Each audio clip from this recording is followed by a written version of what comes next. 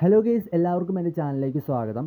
ഒരു കാര്യം ആദ്യമേ തന്നെ ഓർമ്മിപ്പിക്കുകയാണ്, ഞാൻ കാണുന്ന മൂവീസിൽ എൻ്റെ വ്യക്തിപരമായിട്ടുള്ള അഭിപ്രായങ്ങൾ മാത്രമായിരിക്കും ഇതിലൂടെ ഞാൻ പറയാൻ ഉദ്ദേശിക്കുന്നത്. അത് നെഗറ്റീവ് ഉണ്ടാവാം, പോസിറ്റീവ് ഉണ്ടാവാം. അപ്പോൾ അതിൽ എതിർപ്പുണ്ടാവാം. ഞാൻ പറയുന്നത് ശരിയല്ല, ഇങ്ങനെയാണ് ആ മൂവീസ് എന്ന് പറയുന്നവരുണ്ടാവാം. അപ്പോൾ നിങ്ങളുടെ അഭിപ്രായം കൂടെ കമൻറ്റ് ബോക്സിൽ രേഖപ്പെടുത്തുക. അതോടൊപ്പം ഞാൻ പറയുന്നതിൽ എൻ്റെ തെറ്റും ശരികളൊക്കെ നിങ്ങൾ കമൻറ്റ് ബോക്സിൽ അറിയിക്കുക. അതനുസരിച്ച് എനിക്ക് വീഡിയോസ് കുറേ കൂടി മെച്ചപ്പെടുത്താനൊക്കെ സഹായകമാകും. അപ്പോൾ ഗെയ്സ്, നമ്മൾ ഇന്ന് സംസാരിക്കാൻ പോകുന്നത് തമിഴ് മൂവിയായ സൈറനെ പറ്റിയിട്ടാണ്. ജയൻ രവി, കീർത്തി സുരേഷ്, അനുപമ, യോഗി ബാബു എന്നിങ്ങനെ മെയിൻ കഥാപാത്രങ്ങൾ എത്തിയ മൂവി. അന്തോണി ഭാഗ്യരാജാണ് സംവിധാനം ചെയ്തിരിക്കുന്നത്. നമുക്ക് ഈ സിനിമയുടെ നെഗറ്റീവും പോസിറ്റീവും പറയാം. ആദ്യം തന്നെ നെഗറ്റീവിൽ നിന്ന് ഞാൻ തുടങ്ങാം. ഈ സിനിമയുടെ നെഗറ്റീവായിട്ട് എനിക്ക് തോന്നിയൊരു തിരക്കഥ തന്നെയാണ്.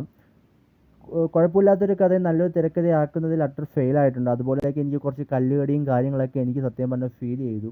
പിന്നെ അടുത്ത നെഗറ്റീവ് എന്ന് വെച്ചാൽ, ഈ ഒരു കഥ പറഞ്ഞു പോകുന്ന ഓരോ കഥാപാത്രങ്ങളുണ്ട്. ആ കഥാപാത്രത്തെ പ്ലേസ് ചെയ്ത രീതി ഒട്ടും ശരിയായില്ലെന്ന് തന്നെ എനിക്ക് തോന്നി സത്യം പറഞ്ഞു കഴിഞ്ഞാൽ. അത് കുറച്ചും കൂടെയൊക്കെ ബെറ്റർ ആക്കാമായിരുന്നു.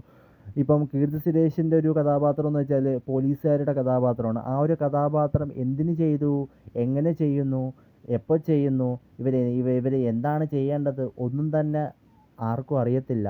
അവർ എന്തിന് ചെയ്തെന്ന് അവർക്കും അറിയത്തില്ല.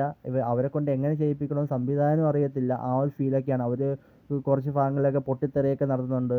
നീ കണ്ടോടാ ഞാൻ ഇങ്ങനെ ചെയ്യുന്നത്, ഞാൻ കണ്ടോടാ ഞാൻ ഇങ്ങനെ ചെയ്യുന്നത്, അത് കണ്ടോടാ ഞാൻ ഇങ്ങനെ ചെയ്യുന്നതെന്നൊക്കെ ചോദിക്കുന്നുണ്ട്. ചോദിക്കുന്നതല്ലാണ്ട് എന്താ പറയുക, അവരുടെ ആ ഒരു പെർഫോമൻസിലൊന്നും ആ ഒരു സംഭവം എനിക്ക് സത്യം പറഞ്ഞാൽ ഫീലൊന്നും ചെയ്തിട്ടില്ല. എന്തോ ഒരു കല്ലുകടിയായിട്ടൊക്കെയാണ് അവരുടെ ഒരു കഥാപാത്രം എനിക്ക് ഫീൽ ചെയ്തത്. അതുപോലെ തന്നെയാണ് അനുപമയും.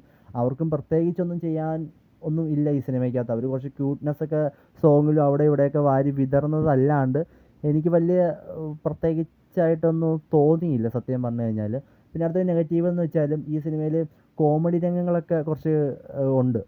അപ്പോൾ ആ ഒരു കോമഡി രംഗങ്ങളൊക്കെ സത്യം പറഞ്ഞു കഴിഞ്ഞാൽ എന്നിലെ പ്രേക്ഷകനെ ചിരിപ്പിച്ചതുമില്ല, രസിപ്പിച്ചതുമില്ല. എനിക്ക് അതൊക്കെ കണ്ടിട്ട് ഞാനിങ്ങനെ അന്താളിച്ചിരിക്കും. ഇതെന്തോ സംഭവം, പടം തീരുന്നില്ലല്ലോ എന്നൊരു ഫീലിങ്ങിലാണ് ഞാൻ സത്യം പറഞ്ഞാൽ ഇരിക്കുന്നത്. പിന്നെന്ന് വെച്ചാൽ, ലോജിക്ക് പ്രതീക്ഷിച്ച് ഒരു മനുഷ്യനും ഈ ഒരു സിനിമ കാണണ്ട. ലോജിക്കേ ഇല്ല.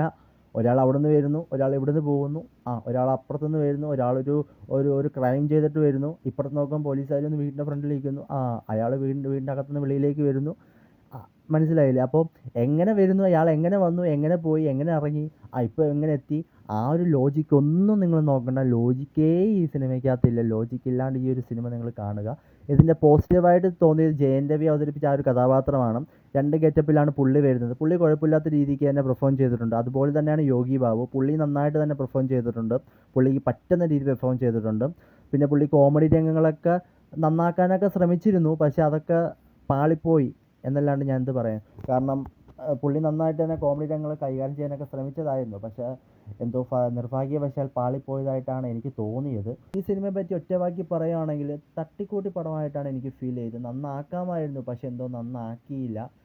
ഞങ്ങളിങ്ങനെ ചെയ്തു, നിങ്ങളിങ്ങനെ കണ്ടാൽ മതി എന്ന് പറയുന്ന തരത്തിലുള്ളൊരു സിനിമയായിട്ടാണ് എനിക്ക് തോന്നിയത്. അപ്പോൾ നിങ്ങൾക്ക് ഞാൻ പറഞ്ഞതുപോലെ ഒന്നും ആയിരിക്കില്ല. നിങ്ങൾ കാണുമ്പോൾ നിങ്ങളുടെ അഭിപ്രായം വ്യത്യസ്തമായിരിക്കാം.